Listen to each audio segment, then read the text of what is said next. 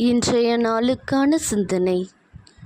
நமது குழந்தைகளுக்கு பிறந்த நாள் வருகிற போது அவர்களை ஆலயத்திற்கு கொண்டு சென்று திருப்பலியில் கலந்து கொண்டு அருட்பணியாளர்களிடம் சிறப்பாக ஜெபிக்க சொல்வோம். அதுபோல பெரியவர்களிடமும் நாம் அவர்களை கொண்டு செல்வோம். இது எல்லா மக்கள் மத்தியிலும் காணப்படக்கூடிய ஒரு நிகழ்வு. இதைத்தான் யூத பாரம்பரியத்தில் வாழ்கின்ற பெண்களும் செய்கிறார்கள். தங்கள் குழந்தைகளை மக்கள் மத்தியில் அறியப்பட்ட ஒரு போதகர் ஆசீர்வதிக்க வேண்டுமென கொண்டு வருகிறார்கள்.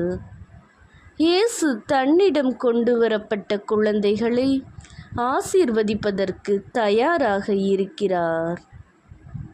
தனக்கு களைப்பு இருந்தாலும் அதனை ஒரு பொருட்டாக எடுத்துக்கொள்ளாமல் குழந்தைகளை சந்திப்பதில் ஆர்வமாக இருக்கிறார்.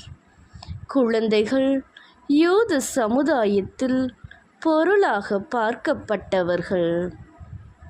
வயது வருகிற வரை அவர்கள் பெற்றோரின் அரவணைப்பில்தான் வளர முடியும்.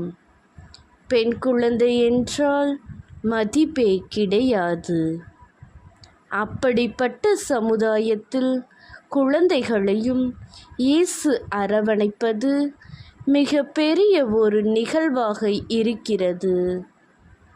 கடவுள் தனக்கு கொடுத்த ஆசீரை மற்றவர்களுக்கு எப்போதெல்லாம் கொடுக்க முடியுமோ, எந்த வழியில் எல்லாம் கொடுக்க முடியுமோ அத்தனை வழியிலும் அவர் கொடுப்பதற்கு தயாராக இருக்கிறார் என்பதை நாம் இங்கே அறிய வருகிறோம்.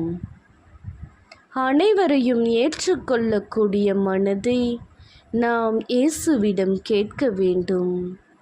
அதேபோல அனைவரும் நன்றாக வாழ வேண்டும் என்கிற எண்ணமும் நம் அனைவருக்கும் இருக்க வேண்டும். சுயநலம் மறுத்து பொது நலன் பேணி மக்கள் மகிழ்வாக வாழ நம்மால் இயன்றதை செய்வோம்.